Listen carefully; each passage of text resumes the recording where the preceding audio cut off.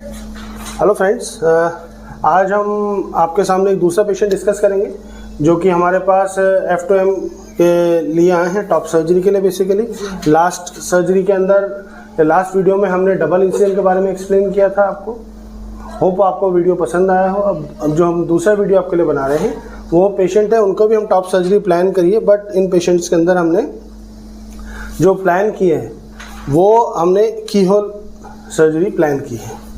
उसके अंदर आप देख सकते हैं बेसिकली की होल उन पेशेंट्स में किया जाता है जिन पेशेंट्स के अंदर अपने स्किन की लैक्सिटी आपको कंपैरेटिवली कम मिलेगी और फैट का कंटेंट भी कम रहेगा, क्योंकि इन दोनों सर्जरीज का जो मेन एम रहता है वो ये रहता है कि पोस्ट ऑपरेटिवली जब भी हम नॉर्मल लाइफ शुरू करते हैं तो अगर हम मेल की तरह हमको कन्वर्ट होना है तो मोस्ट इंपॉर्टेंट पार्ट चेस्ट वाला पार्ट रहता है, क्योंकि मेल्स के जो चेस्ट रहता है कंपैरेटिवली फ्लैट रहते हैं, फीमेल के क्योंकि ब्रेस्ट रहते हैं। तो जो अपीयरेंस के अंदर एक्सटर्नल अपीयरेंस में देखने में समझने में वो आपको चेस्ट मेल जैसा ही लगना चाहिए। अब ये स्किन, क्योंकि हमारे पास स्किन कम है, ये देख सकते हो आराम से कि हाँ ये this size is comparatively small, तो इन पेशेंट्स के अंदर आपके लिए बेटर रहता है कि आप की होल सर्जरी अगर प्लान करते हैं, जो कि मेल्स में हम नॉर्मली गायनेकोमेस्टिया में करते हैं, उसी प्लानिंग से हम की होल सर्जरी कर देते हैं। यहाँ छोटे छोटे जो इंसिजन बनते हैं मैं आपको बता दूंगा। अभी सिर्फ मार्किंग कर रहे हैं और कुछ नहीं कर रहे, ठीक है, क्योंकि प्री ऑपरेटिवली हर रोज मार्किंग होना चाहिए।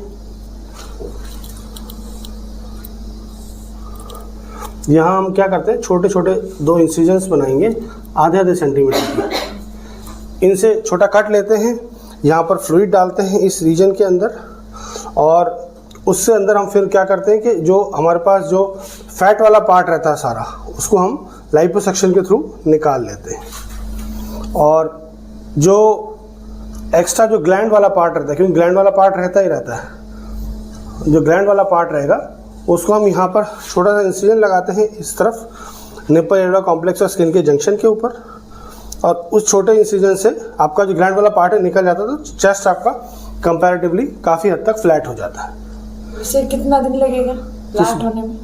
नहीं, फ्लैट तो आपको ऑन टेबल ही हो जाता है फ्लैट, लेकिन क्या उसका पूरा अच्छा रिजल्ट आने में, क्योंकि हमको मोस्ट इंपॉर्टेंट चीज़ है कि हम सर्जरी के बाद हमको प्रेशर गारमेंट जो हम एडवाइस करते हैं, प्रेशर गारमेंट पहनना होता है। प्रेशर गारमेंट आपको पहनना होगा 6 हफ्ते तक, और सबसे इम्पोर्टेंट चीज़, प्रेशर गारमेंट आपको जब भी पहनना है आप उसको लेटे लेटे पहनेंगे, बैठ के नहीं पहनना है।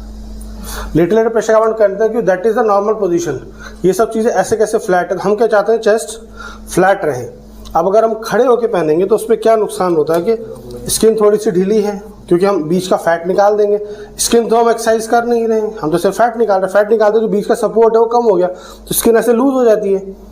तो अगर हम खड़े होकर पहनेंगे तो जो लूज स्किन है वो ऐसे लटकेगी। हमने उसके ऊपर प्रेशर गारमेंट पहन लिया तो वो लूज स्किन और पुल करेगी, तो फिर आपको शेप अच्छा नहीं आएगा। बस करना होगा कि लेटे लेटे पहनना है, और बाकी दिन भर आपको पहने रहना, 6 हफ्ते करीबन पहनना होता है। उसके बाद आपको काफ़ी अच्छे रिजल्ट्स मिल जाते हैं। हार्मोनल थेरेपी शुरू हुआ है अपना? नहीं। अच्छा, बस ये अभी डायरेक्ट अपन टॉप सर्जरी और नीचे उसके लिए आ रहे हैं, TLH के लिए। ठीक, हार्मोन जो थेरेपी वो कभी भी स्टार्ट कर सकते हैं? हाँ, उसमें कोई इशू नहीं। सब पेशेंट्स की कुछ की अपनी अपनी चॉइस रहती है।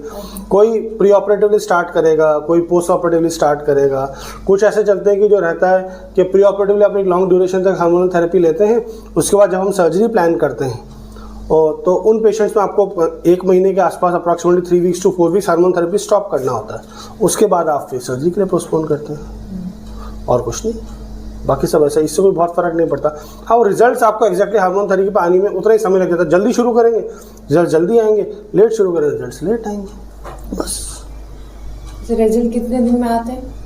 वो डिपेंड करता है पेशेंट टू पेशेंट। मोस्टली आपको जैसे शुरू करते हो आप ड्रग्स, उसी हिसाब से आपका डिसाइड होता है कि आपको रिजल्ट्स कब आने शुरू होते हैं। जिंदगी भर लेनी पड़ती है? लॉन्ग टाइम तक, काफ़ी लंबे समय तक लेनी पड़ती है। तो बेसिकली हमको क्या, जो एक बार को हार्मोन का लेवल्स मेंटेन वगैरह हो जाता है, उसके बेसिस पे आप डिसाइड करते हो, क्योंकि वो तो खानी पड़ती है ना, दवाई लेनी पड़ती है, इसीलिए एक बार को सेटल हो जाता है तो फिर उसके बाद मुश्किल रहता है।